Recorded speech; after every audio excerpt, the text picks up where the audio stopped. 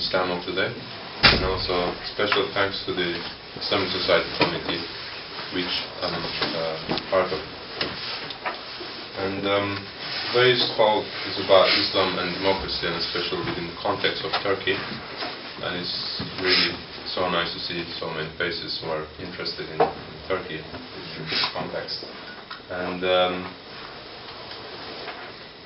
the structure of the lecture theater means that it's going to be a lecture, but actually it's not really a lecture. It's just part of my philosophical thoughts, or I should say ramblings about this issue. And I would be happy to see your comments, to get your comments and feedback afterwards. And before starting giving my talk, I just want to share with you an encounter of mine in Turkey recently. It was last month when I went to Turkey, and I took this flight from Antalya, which is a common destination, touristic destination, to Istanbul, as you know, the capital of the Ottoman Empire and the biggest city right now in Turkey. So when we got on board, there was this lady next to me wearing niqab, or as we say in Turkish, çarşaf, which is pretty much the same thing as chadar in the Iranian context.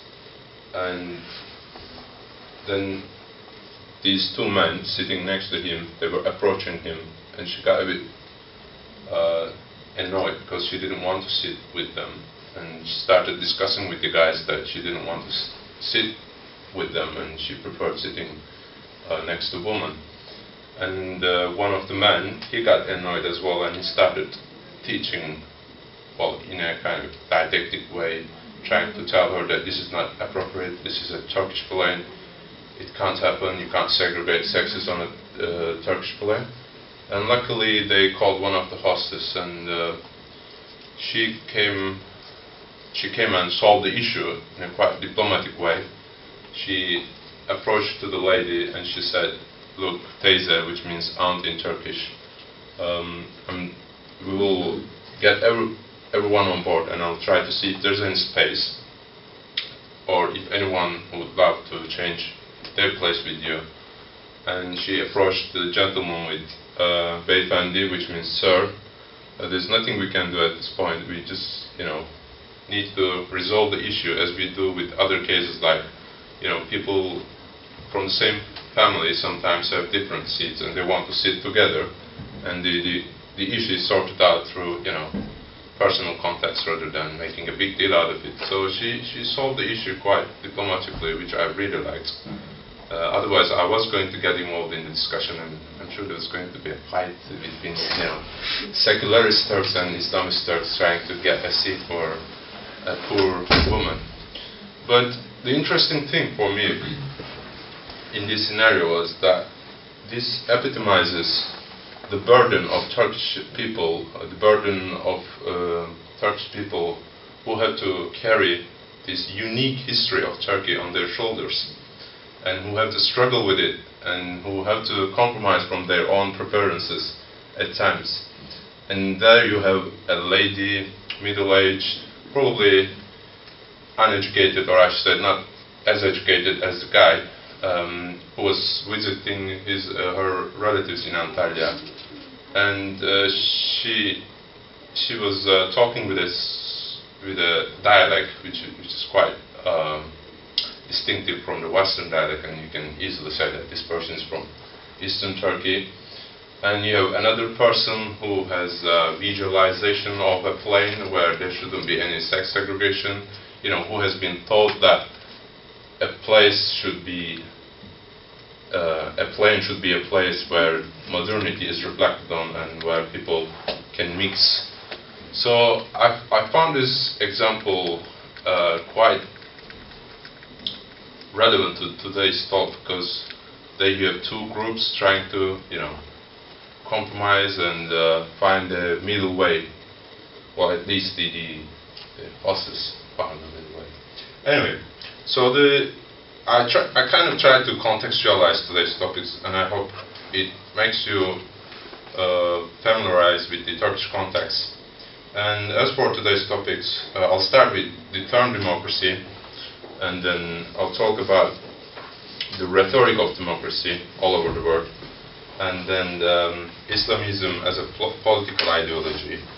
And third, I'll discuss Turkey as a model of democracy, and eventually I'll hopefully end up with some results or findings, I should say.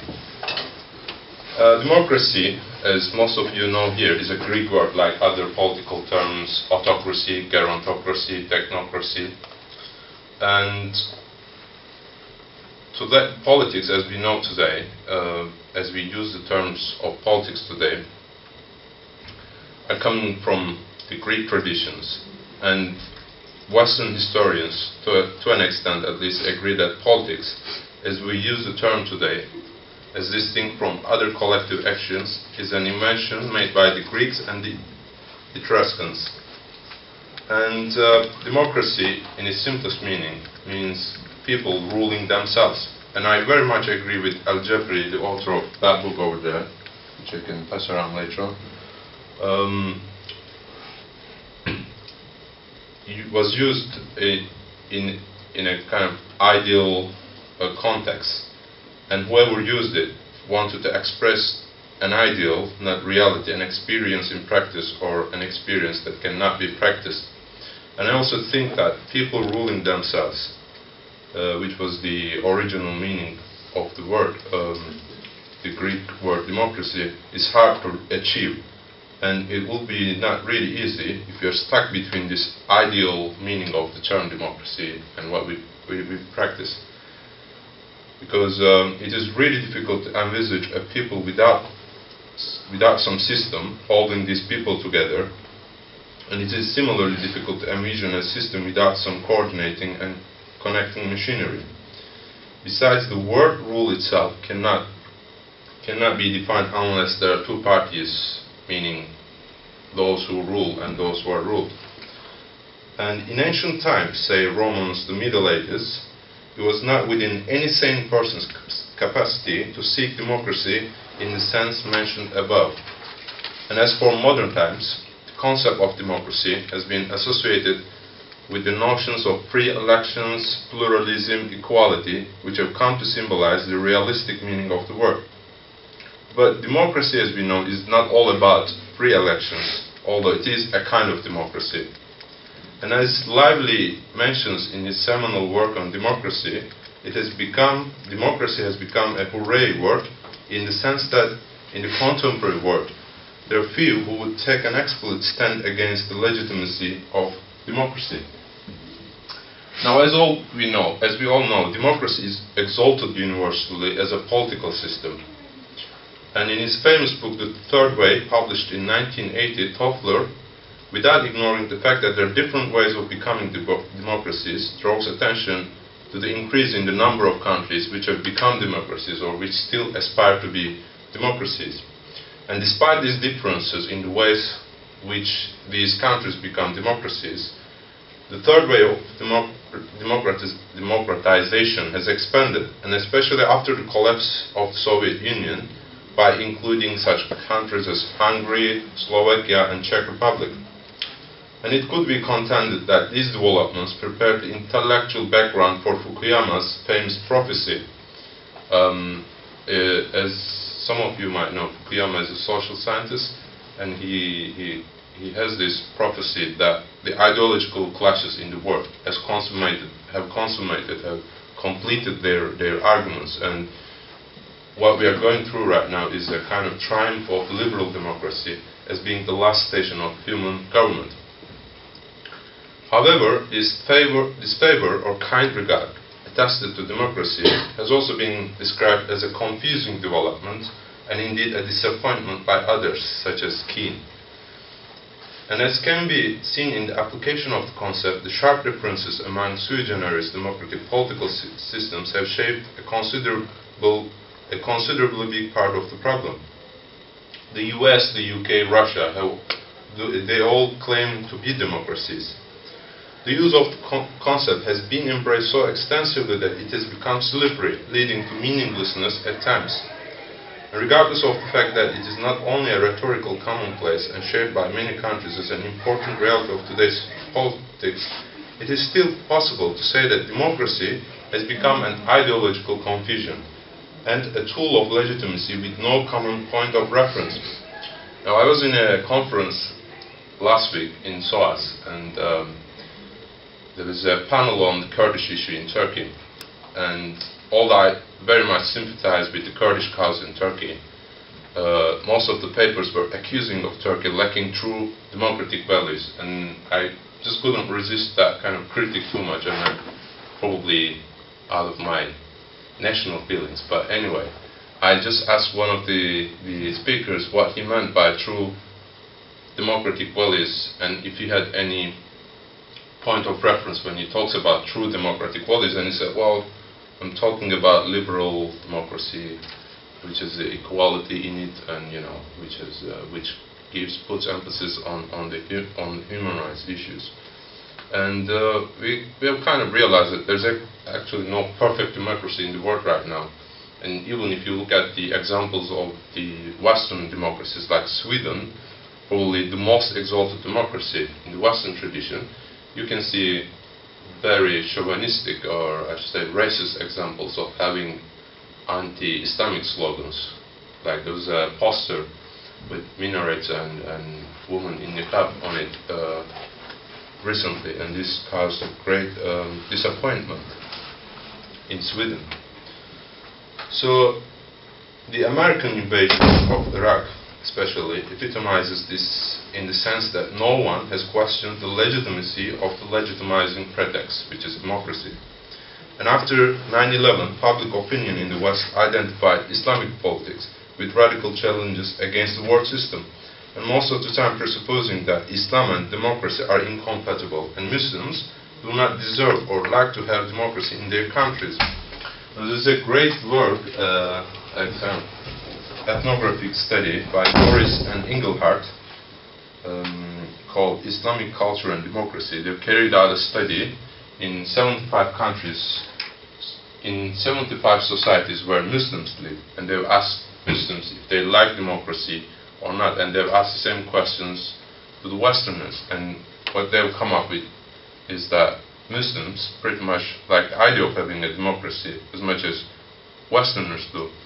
And they found out that the main problem lies with those areas such as gender issues and other problems which are not really, a problem of democracy itself, but which are more to do with traditions and cultures, so to say. And even at their best, the critics of Muslim countries, the transformation of radical movements has been treated as a healthy revolution. Now, just to repeat this statement again, Islamic politics are equalized to radical challenges to the world system. And the second one, if they are seen as something good, then they are kind of incorporated within the Western sort of ideals of having a good system. So the first one is pretty much Orientalist, which sees Islamic traditions of political systems as backward. And the second one is quite dangerous as well, because it again limits the discussion within Western ideals. So it's part of the modernization discourse on the East. So in between these two points of view, there are scholars like John Esposito, Bassam Tibi, who think that indeed Islam and democracy are compatible, but they're very confused about, at times at least. I like those scholars, by the way, especially John Esposito, because they're good in terms of establishing a bridge between the Muslim societies and the West, but they have confused the terms democracy itself, and they frequently use the term Islamism, which is very ambiguous and which most of the time creates more problems than solutions. So Muslim scholars like Efe.avi think that Islam and democracy are indeed compatible, which is contingent on reforms, which is, as Arabic speakers would know, known as ijtihad, renewal. But this implies a distrust in Muslims, not to mention anything of the classic treatment of Muslim communities as static groups. In fact, Bassam Tibi writes that Islamists can be partners up to a point in democratization, but they cannot be trusted. To conclude this section, although I have tried to problematize the concept of democracy and its relation to Islam to a limited extent, it has to be recalled that democracy, above all, features at the top of the contemporary political systems, inasmuch as it places, though most of the time only in rhetoric, people's sovereignty at the center of the political system, and that's what makes it so attractive. This means that the political power will be in the hands of people. Therefore, in order to call a political system a democracy in its exact sense, or in the final analysis of the concept, that system, which is called as democracy, will have to represent and be at the disposal of people. However, the discussion still goes on, and as Weldon writes, the Greeks asked themselves whether monarchy or aristocracy or democracy was the most desirable form of government for human beings to institute. Thinkers in Western Europe asked what were the proper relations of the state to the church and of monarchs to their parliaments. The 19th century was a time at which the limit of state interference with citizens was much discussed. And now, today, we are asking if Islam and democracy are compatible, which kind of, in a way, implies a binary opposition between Islam and democracy. Well, in my opinion, the opposite to democracy cannot be Islam. It can be totalitarianism, autocracy, dictatorship, but it cannot be Islam, because Islam is not a political system itself per se. And when we raise a question in this way, we are in danger of getting lost in a verbal confusion.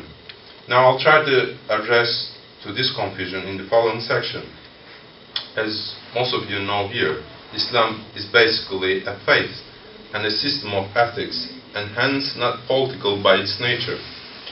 Dawla, which is usually known as devlet in Turkey, and nizam, which means order in English, are the political concepts which Muslim countries usually refer to when they talk about state, democracy, or politics. But these things, these terms, are not mentioned in the Holy Quran. Sharia, which we know as a dangerous system within Western context, occurs only once in Quran, but only in reference to morality. Although Muslim jurists have debated political systems for centuries, the Quran itself does not specify a particular form of government, but it does identify a set of social and political values that are central to a Muslim polity. A few of them will be central to the discussion here today. The acknowledgement of and tolerance for the vicissitudes among people, which is mentioned in Surah chapter number 49 and verse number 13 in Quran, and establishing mercy and compassion in social relations, which is mentioned in several places of the Quran, and of course justice. These are the core values which are mentioned in the Quran that are to do with a political system. Now, combining ism with Islam is rather controversial, for questions arise as to how and if one should consider, or in generally speaking, as a doctrine and theory. More interestingly, Islamism usually refers not to the attempts of Muslims to Islamicize others, but themselves.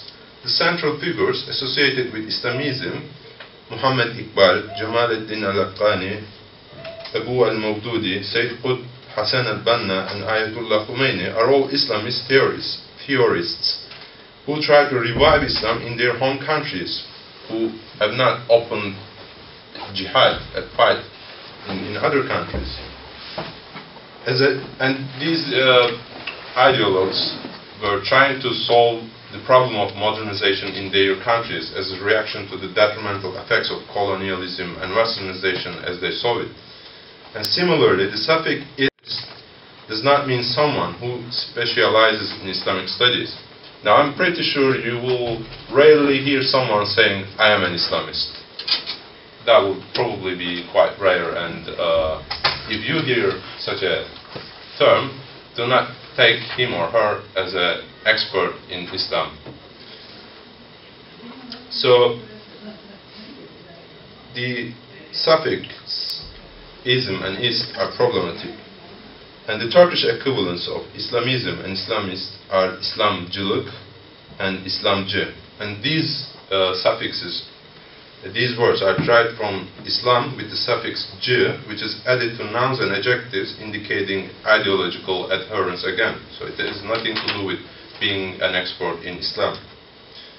As for the historical roots of Islamism, Ali Bulaq, who is a writer in a paper which is Islamically oriented, who is also an academic, draws 3 periods for the evolution of Islamists in Turkey. And the first generation of Islamists dates back to the 19th century, when the young, as they call themselves as young Ottomans, when young intellectuals and bureaucrats who visited Europe tried to solve the problems within the Ottoman Empire, which was at that time having troubles with the nation, with the Western ideas of nationhood, citizenship. So the early roots of Islamism can be dated back to the late 19th century, when radical but loyal intellectuals and bureaucrats of the Ottoman Empire were unsatisfied with the bureaucratic absolutism and constitutional reforms that were initially aimed to reform the army and sought a more inclusive and emancipatory solution. However, they were all loyal to the Sultan and sought for an answer within the ambit of Islam. They were strictly opposed to colonialism and saw it as a danger to caliphate. The second generation, which includes the years between 1950 and 1997, and these are not really clear lines, might be some interactions within these groups. This second generation that started with the 1950s with the multi-party democracy in Turkey reflected developments taking place beyond the borders of Turkey in other Muslim countries. The formation of a Muslim nation state, i.e. Pakistan, the changes in the Ikhwan-i Muslimin, and the Musaddaq movement of 1953 in Iran. And there was a big trend of translations from those big scholars like Maududi from India and Sayyid Qutb from Egypt, and people in Turkey who were educated within the secular system showed a great interest in these translations, and they developed a Turkish understanding of these works. And Sayyid Qutb is usually the ideologue behind the Ikhwan Muslimin, although he's interpreted in a different way by different groups, according to their aims, of course. And the third generation that emerged with the split among the reformist and traditional sections of the national outlook, which is called Milli Nizam in Turkish, is sometimes referred to as being post-Islamism by some scholars, as it purports to embrace the possibility of having a stateless Islam and focuses more on rights than duties. Now, this split happened in 1997 when the state was, well, especially in 2002, but the roots date back to 1997 when the Islamist party, the Welfare Party, was toppled by the army. Not directly, that's why we call it postmodern coup, but in my opinion it's still coup. And then there was a fraction within the party. Some thought that actually this was not the exact way that Muslim politicians should have followed, because the discourse of Erbakan, the predecessor of Erdogan, was quite harsh and was not really inclusive. It was more exclusive, and he made his first visits to Muslim countries such as Libya and he sought a union of Muslim countries. So this was quite, a striking fraction with the Republican heritage. And the third generation, as I've said, emerged within this context. And if we take TB's two categories of Islamism, namely jihadi violent Islamism and institutional democratic Islam, I think it would be just to put Turkish Islamist movements to the latter end, to the institutional democratic Islam end. However, there is a wide plethora of groups ranging from apolitical Sufi groups in Turkey to those branches of Hezbollah in Turkey. So there are violent or groups that resort to violence in special contexts. Are you going to ask a question? Yeah, I was going to ask, when you mentioned the coup by the army, is that still left over from Kemalism in a sense, that sort of pro-secular? Yeah, kind of. Theory? Well, the power structure in Turkey, the state, is quite amorphous, and it works through interpersonal relations at the highest level of the state. So it's partly the ruling elite, and most of the time the army and the judiciary. And we had, since 1920s, we had a coup in 1960, which is a direct coup, in 1972, and in 1980. So these were all direct coups where the army stopped the clashes, so-called clashes between the different groups, and they took over the control from top to down, and they then gave the power to political parties. But after these three direct coups, we had one in 1997, when the army had a very long session of discussion with the ruling government, after which the political leader of that party had to resign. So this was more indirect. And we had again another attempt by the judiciary in 2008, when there was an indictment case against the ruling party. But they kind of failed to close the party because there was much, challenge from liberals this time. So, if you want to come with a concise explanation of what Islamism means, actually there's no theory or a term that explains, I should say, a scholar who explains Islamism in its exact sense. But I prefer, just for the sake of usefulness, I use Said's description, which fits well to the beyond period nature of Islamism.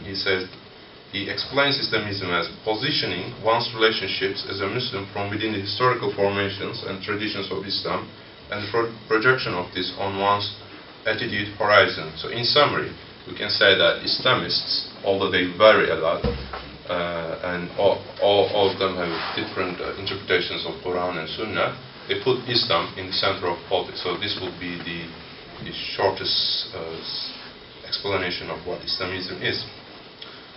Now I'm moving to the third section, which is titled Turkey as a Model Democracy. And as some of you here know, recently within the context of Arab uprisings, Turkey has come to the forefront of discussions of whether it could be a model democracy for the region. And this was, of course, not a new thing. The Bush administration put special emphasis on Turkey, on Turkey's so-called modern phase, in order to use it as a reference point for what they want other Muslim countries to be like. However, the US endorsement of Turkish sovereignty was only conducive until it clashed with the US sovereignty. When the Turkish parliament did not pass the law proposal that would let American troops use the Turkish soil to reach Iraq,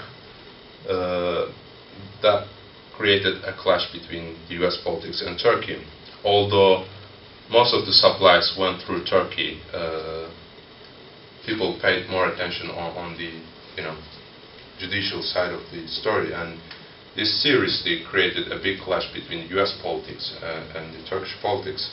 And the crisis grew deeper when Turkey slowed down its EU process, rather intentionally or unintentionally, and finally almost reached a stalemate in 2008 when the Turkish activists were killed by Israeli troops on a flotilla that was carrying humanitarian aid to Gaza.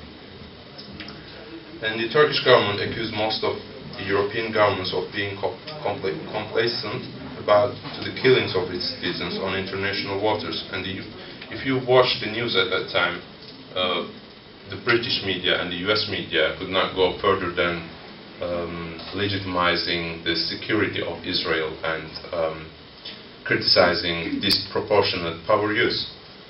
And paradoxically, the only so-called democracy in the Middle East, which is Israel, showed again to everyone its intolerance for any intervention, even though it comes from civilian initiatives.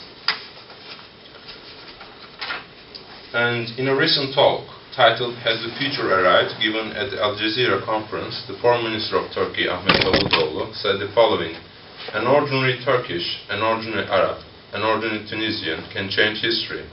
And we believe that democracy is something good. Our masses deserve democracy more than anyone else. This is a paradigmatic shift.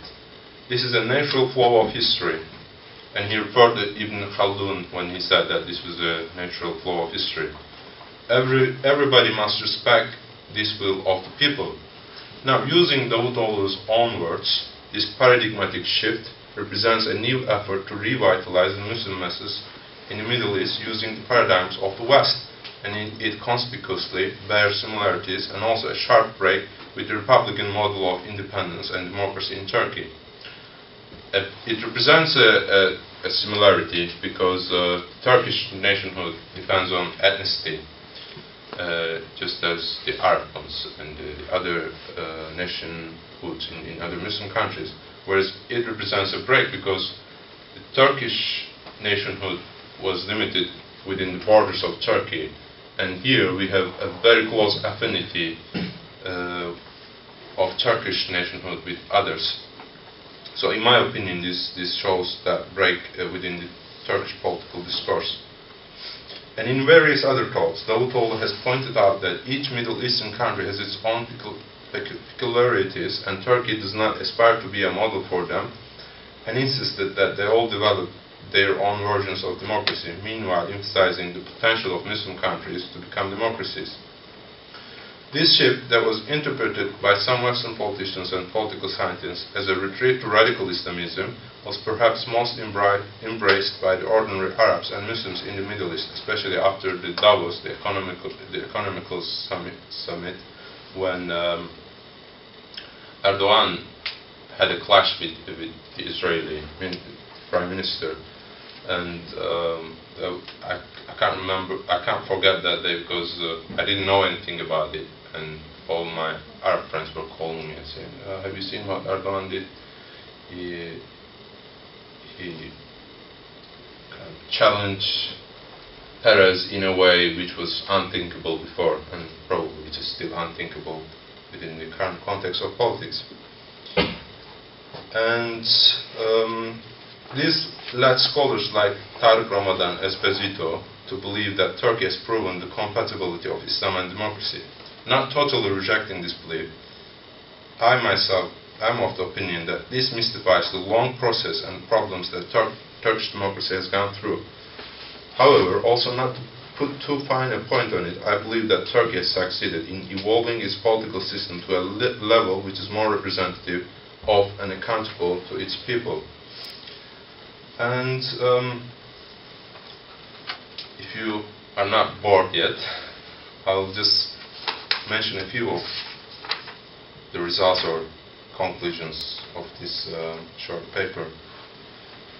And in this paper, I've tried to address the conceptual problems that revolve around the discussion of whether Islam and democracy are compatible. And a great part of the problem results from posing the question in a way that equals Islam to a political system, which is democracy. Islam, on the other hand, and Islamism are not only different words, but also different things. A better question for Muslims to ask would be, what kind of a system do Muslim countries wish to develop within the ambit of democracy, rather than asking if Islam is compatible with democracy. The modern democracy evolved over centuries within the distinctive context of postmodern Reformation, market-oriented Christian Europe, and other sort of ideologies which you might not find compatible with democracy. But eventually, democracy, liberalism, and capitalism are different words for the same thing, as Walden says. Therefore, it would be fair for Muslims to ask if it makes sense to make contacts with and look for reference points for an ideal state system in a different context. And my take on this discussion is that if you focus on moral values that underlie different democracies rather than their applications, we'll see that the Islamic tradition of political thought contains enough reference points that can be developed into moral values which are applicable to most of the seemingly good working democracies. For Muslims, for whom Islam is the ultimate reference point for anything good, there's no reason to see democracy or any other system as incompatible with Islam, as long as these systems give enough space for those values which Muslims pay attention to, such as justice, mercy, and equality. But Muslims have to make sure that these core values are not at the mercy of any particular group. They have to institutionalize them into such civil societies as youth movements, women's rights organizations, and trade unions. And of course, in democracy, some groups have been and are more powerful than others, but at least these groups are accountable to people and not exempted from punishment. Free elections and pluralism are the core necessities of modern democracies, as we have done today. And unfortunately, although most of the Muslim politicians seem to agree with free elections, they ignore the second part, which is pluralism. And the only institution that works pretty well in Muslim countries is mukhabarat, which is intelligence. And criticisms from inside are usually seen as betrayal and destructive, which is closely related to the concept of criticism itself in Muslim countries, where it has always come to have negative connotations. So if you criticize something, that means that you're trying to distract it, that you're trying to attack it, and there's no way that you can contribute to the discussion if you're being critical. So this is part of the conceptual problem with the word criticism itself, but this very much applies to the Muslim context in this special context. And similarly in Turkey, any critique of the system is severely punished or buried to silence in the mildest treatment of the case. The Islamist parties, since the 1950s, with the Democrat Party, and later with Welfare Party, and lastly with the AKP, they have always claimed to be the victims of the secular system. But when they came to power, they started to be ignorant of the critics of themselves as well. So it is true that the secular system in Turkey went so far in eliminating the use of religion in politics that it ended up successfully establishing a guardian state over all creeds at the expense of devouring its critics. But in a similar fashion, the Islamist parties have done the same thing.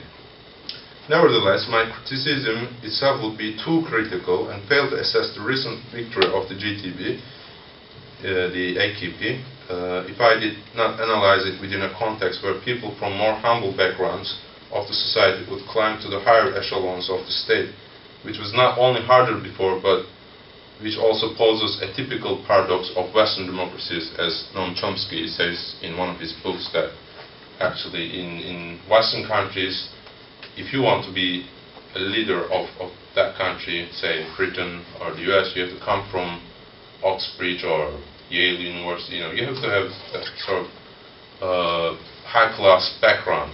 Whereas in Turkey, the leaders now, the president, the prime minister, are all coming from humble backgrounds. So the Turkish political system have led all these people to share power to an extent. Now, this is open to discussion, but this is what we see now the elections, at least, we see the result in a day, not in a month, and it is closed election system. People don't see when you're voting. So it's quite sound in this sense. Really touches Muslims' feelings, but it's very superficial. You can make everyone in Turkey attend Fajr prayers by passing a law, but this wouldn't solve your problem. Or looking at from the other way around, you can ban all people from going to mosques, masjids, and you can strictly separate religion and limit it to their private lives. But this still doesn't solve the problems, and it hasn't, because this reflects the paranoia, the secular paranoia, that the problem is to do with religion itself, the problem of being backward and underdeveloped. So, back to this question, if Turkey can be a model democracy for the rest of the Middle East, I would say no, because the economic, social and cultural peculiarities of Turkey have led Turkish politicians to pursue and avoid democracy at the expense of Sharia, which would be unthinkable in most of the Middle Eastern countries. Last but not least, if we want to change the world, we have to start with the language we speak with. And this is from Hamid Dabashi, an Iranian scholar whom I listened to in London last week. And this is what he said. He said we have to change the language we speak to. And if we go back to the example I gave at the very beginning, the way that hostess approached these two people was quite diplomatic, but it was also very useful, because if you know what kind of education system that gentleman, the gentleman who opposed to the lady with niqab, you would know how to address him, and you would know how to get away with the discussion and find a negotiation between the two groups. And the same applies to that woman who have sensitivities about her religion, who wants to see separated. So this is what I mean by being attentive to the language we speak with. So I'm kind of lost now. Anyway, lastly, as for Muslims, if I might to bring a criticism to Muslims, as Greenberg warns rightly, democracy does not necessarily solve problems related to poverty and economic inequality, nor does it resolve cultural conflicts related to common identity and of the nation's citizens. And there's a nice movie on Serbia, called Bure Baruta. It tells about the violence that erupted after the war in Serbia.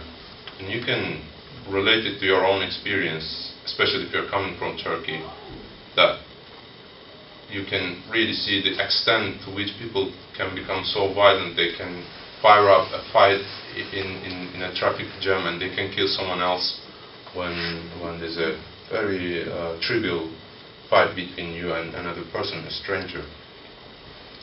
So Muslims need to better understand how democracy has evolved in the West and the global web of political systems that it is tied with.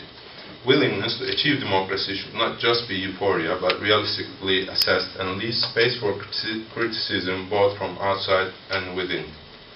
That was my presentation. I hope you all enjoyed it. Thank you.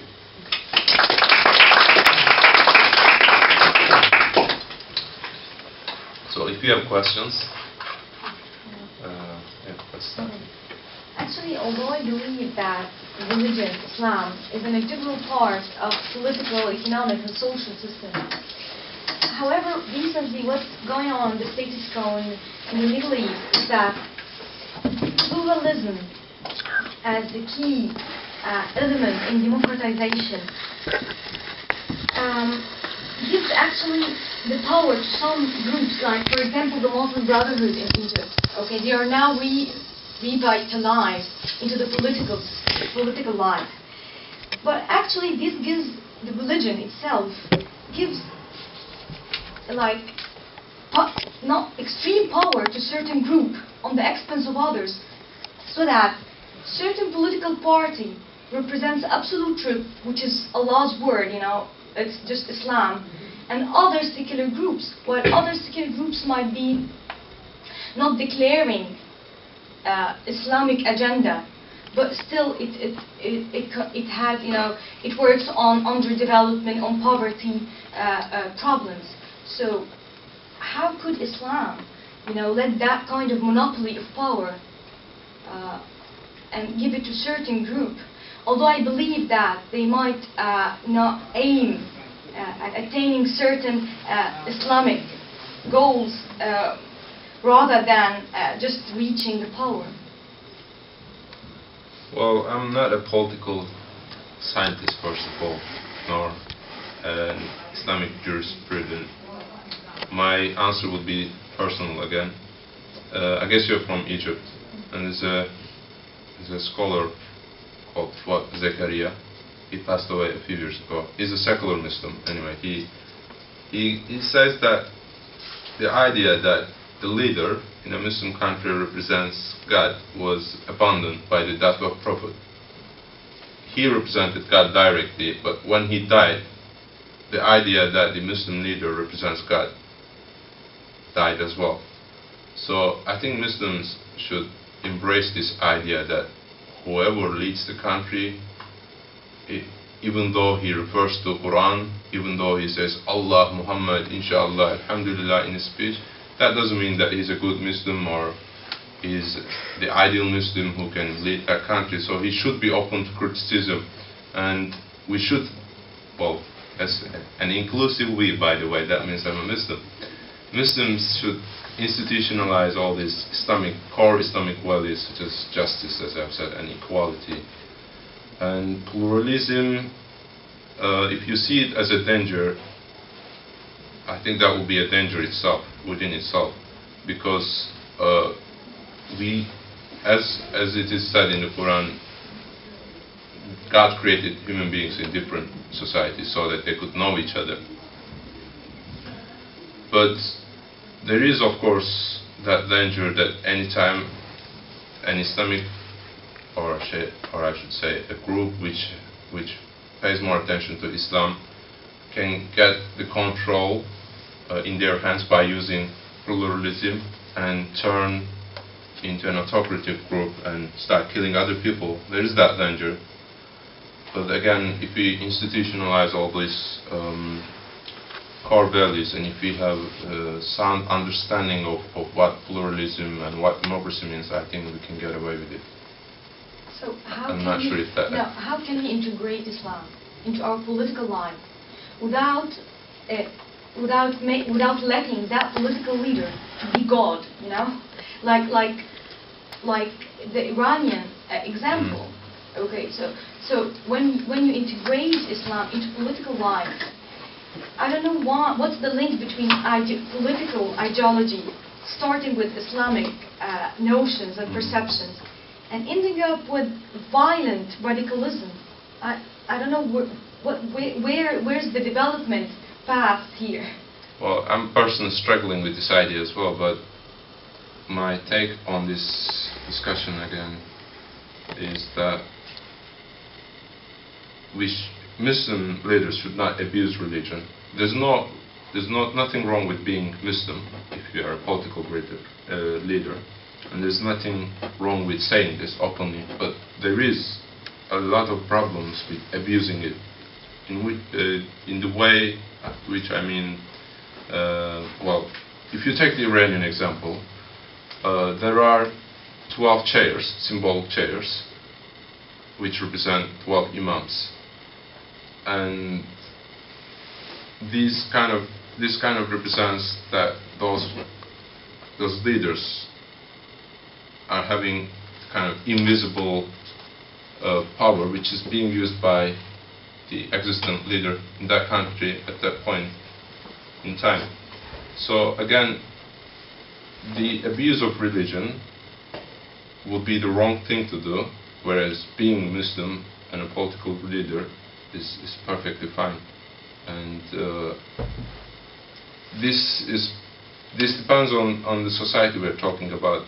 Again, like in Turkey, as they always say, 99% of the people living in Turkey are Muslims, which is quite wrong, which is what we call in linguistics argumentum et populum, which means referring to numbers when you talk about people. Because they're diverse groups, and the state itself, which follows the French way of secularism, tries to establish its own Maturidi, Sunni, Hanafi school of thought.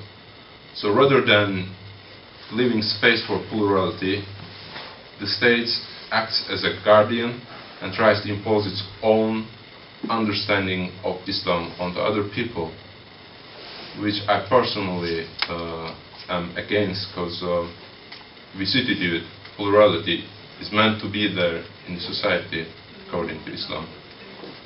So rather than seeing these diversities as heresies, which is quite the case in Iran, like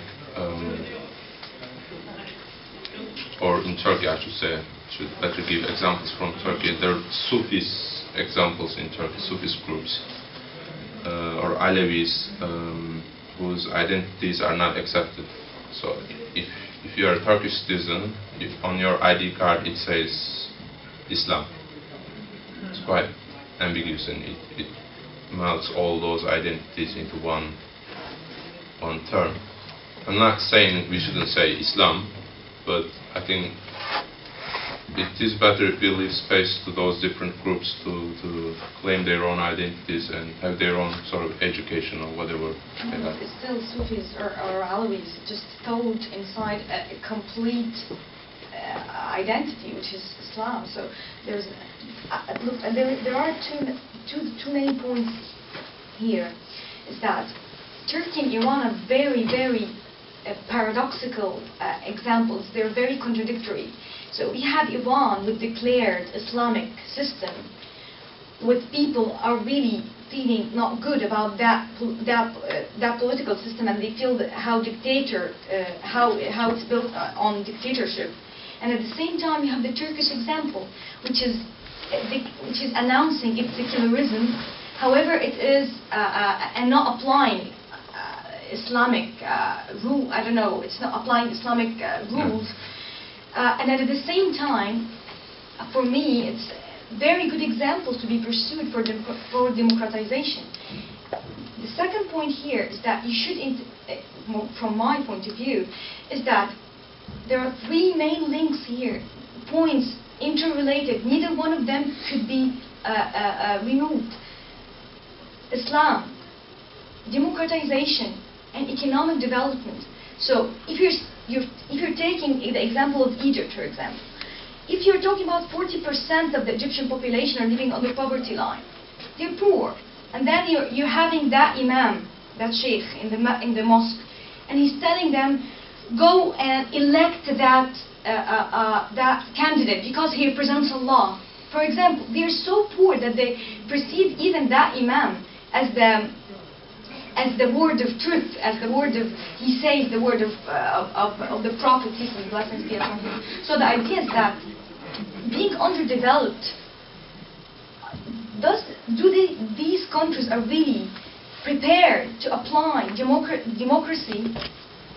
It's really a big question, because what I see in my country that I'm really afraid of, and I don't know whether it will occur or not, that I'm Muslim and I'm strict, but still I don't want those Muslim Brotherhood who declares a certain Islamic theme to reach the power, because they will end up with radical foes.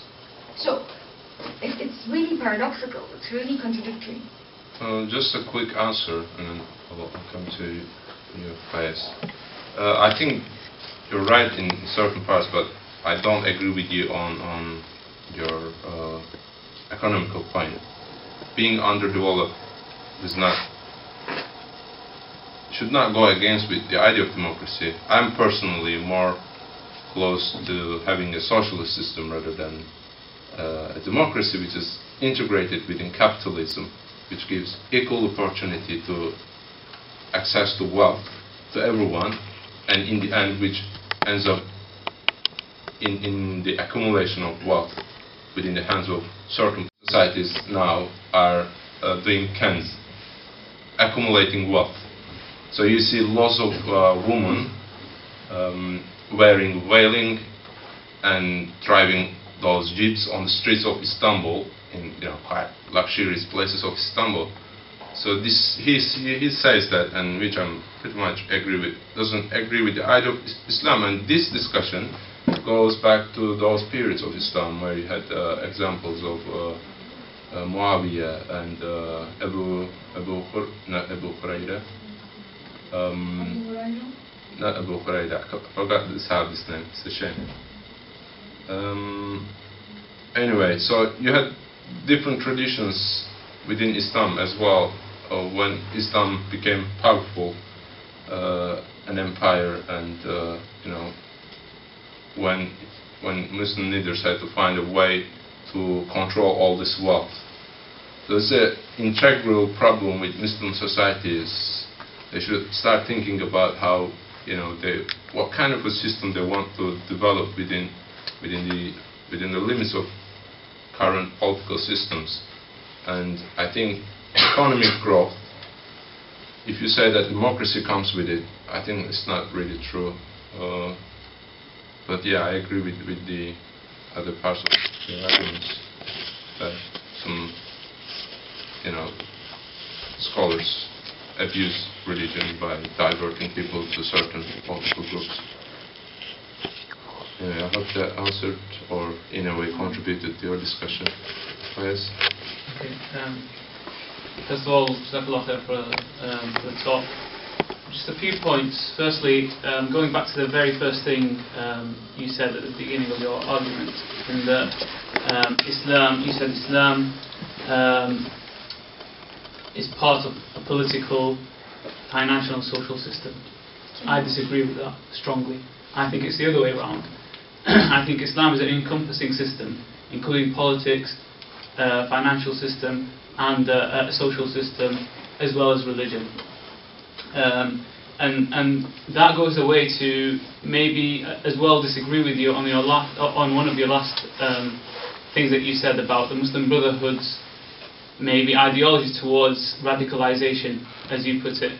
I disagree with that. I think the Muslim Brotherhood is one of those Islamic movements who lie towards a middle path rather than the extremes, either the liberal extreme or the radical extreme, if you want to call them that. And I don't think that their ideas, and I've been watching the news, been watching their speakers talk about their plan for the future. So far there's no indication that they, as you said, they're not seeking power, they're not seeking to lead. They want to first of all be part of the system, and then, who knows. However, I think if there was a plan to basically rule in a radical way and to impose a way of thinking, you're Egyptian and you know better than me that if the Muslim Brotherhood wanted to win a majority in the next election, they will win a majority in the next election. And that's as far as I can, I'm not Egyptian, but that's as far as I hear from the news broadcast from the different channels. Now, I just want back to the talk, and I just want to ask you a few questions. No pirate presentation, please. Sorry? No? Right. Okay. There's a few examples in the Muslim world of certain countries partaking in, let's say, free elections and democracy. And when a certain political ideology or party wins, it's lauded by the international community and well done for politics, and this is democracy and that's how everyone should be. When with the same free elections, a different party of opposing ideology wins, using the system that they claim to want to impose on the Muslim world, there's an uproar, there's a boycott, there's economic sanctions, and so on and so forth. I think everyone knows who I'm talking about. Now, I'm not advocating either or, but what is your view in relation to the Islamic party in Turkey, or the ruling party in Turkey? and the comparison between that and other groups that may, like the Muslim Brotherhood, like for example Hamas, and like any party that would, for example in Jordan there's the Islamic Working Front, which is an Islamic political party that runs in elections and so on. What is your comparison between the party in Turkey and the rest, and what would happen, let's say, if those parties came into power? And the last tag onto that question is, has that got anything to do with the fact that the ruling party in Turkey didn't come as enforcing the Muslim tradition or the religion onto people, although respecting its values and withholding its values, it didn't come in and suddenly just change everything in the constitution, didn't reform everything, didn't ban everything that was, inherent in the secular Turkey for the past 50 years. Well, you're right. They didn't come with the idea of enforcing Islam on other people. Contrary-wise, they said that they've taken their shirt off, the Milli Nizam, the national order shirt off, and they call themselves as conservative democratic people or party, a conservative democratic party rather than a Muslim party. And they are being accused of doing taqiyya, which is hiding their aims. And as far as cognitive psychology is concerned, we can't go into people's brains and see if they have those aims to change the secular system in Turkey. But what they have done was to change the attacking discourse of the previous Islamist groups, that resentful discourse of Western colonization, because coming from the first generation groups of Islamists, there's a great disappointment, frustration, and a feeling of grievance in Muslim people, because they lost their lands, and the empire was destroyed, and the whole blame was put on the Western ideals or the Western countries, the occupying forces. So you might appreciate that feeling first, and after a while, I think Islamist groups, several Islamist groups, have figured out that this was not the way to challenge the Western ways of establishing democracy or rich countries. So we had ideologues like Said Nursi, a Kurdish scholar. He has got a selection of books called Risale-i Nur, which means light, Külliyat of light, anyway. So he tried to embrace Islam with modern sciences and societies. So since then, the discourse of Islamists, by the way, they wouldn't call themselves Islamists, but it's just for the usefulness of categorizing people. Maybe it's wrong, but I have to use them anyway. So they've watered down the anger in that discourse. They've watered down the essentialists, then the superficial approach to West, and they've come up with a better understanding of what the West is, and they've probably seen the mistakes which were done before by the Welfare Party, which was led by Erbakan, who was quite xenophobic in the sense that he always, if you're from a Middle Eastern country, you would know that the first thing a Muslim politician would do is to put the blame on Westerners. If you watch Bashar Assad, what he keeps saying is that, yeah, this is all Western, what we are having, they're instigating fight within us. They're having secret agents. This is Israel's work, this is America's work, this is Europe's work. They come here to separate us, and if you listen to their demands, you are a betrayer, and you are a betrayal to your country, to Islam. So this is a pure abuse of religion itself. So yeah, I agree with your claims, first claims, and I think within the Turkish experience, there's a lot to be gained by other Muslim countries which aspire to be democracies. They shouldn't be scared of having a secular system, but they have got enough reasons to be afraid of it because of France, probably Tunis, Turkey, who have taken the example of secularism in the harshest way possible. Whereas if you look at the Anglo-Saxon tradition of secularism, especially Britain, there's more space for diversities, and no one interferes with your private life, with your community life, while again these things are all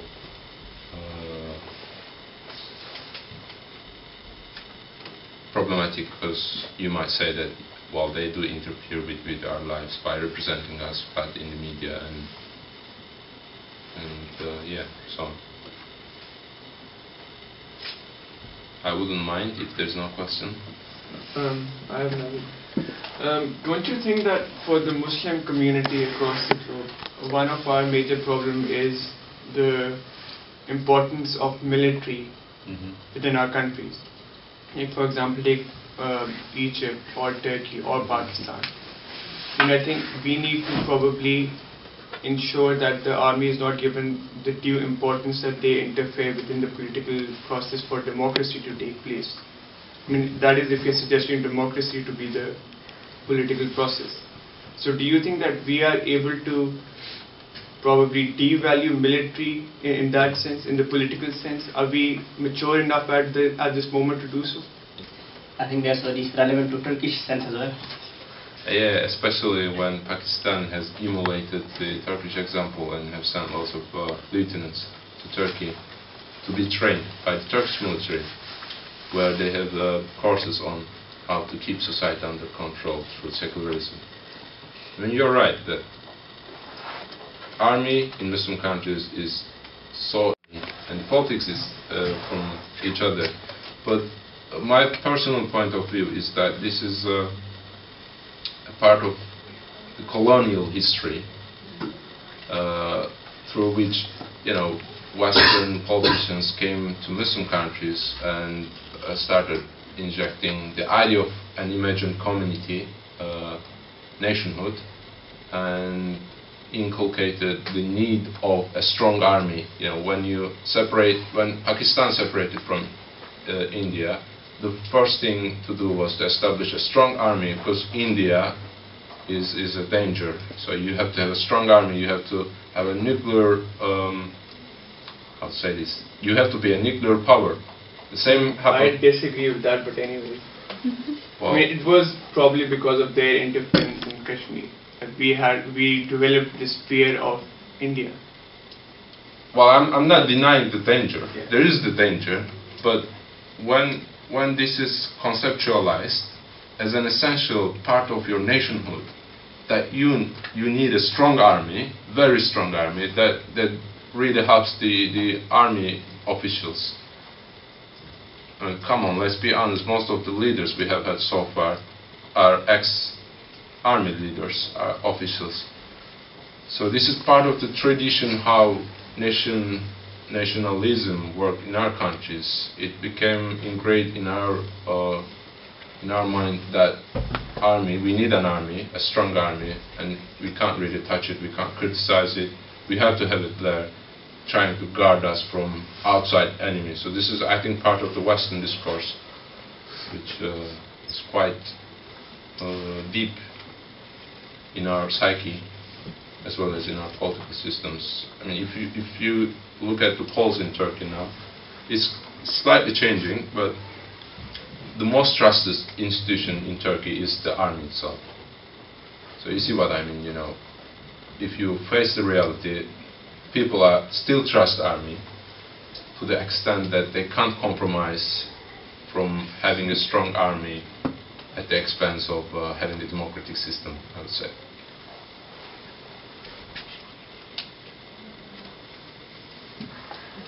No one else has a question? I don't have a question, but I was just wondering that because you were just saying you were talking about the very term Islamism. So I was just wondering if we could get a chance to have a look at the writers like Olivier Roy, Asad Talal, and Amin Malik, because these are the three writers who have actually talked about, they've actually differentiated between the terms Islamism and Muslim. Again, as you said, that concept of deterritorialized Islam, where the second generation, the Muslims, they tend to differentiate themselves with a more, like the radical Islam or the radical Islamist groups, and they tend to define themselves as a more moderate Muslim. So I think these three books, they could be really useful. I know Olivier Roy, Yeah. but I don't know the others. There's only this Turkish scholar called Ahmet Kuru, who differentiates between assertive secularism and passive secularism, which I find quite useful. It's secular identity on people rather than providing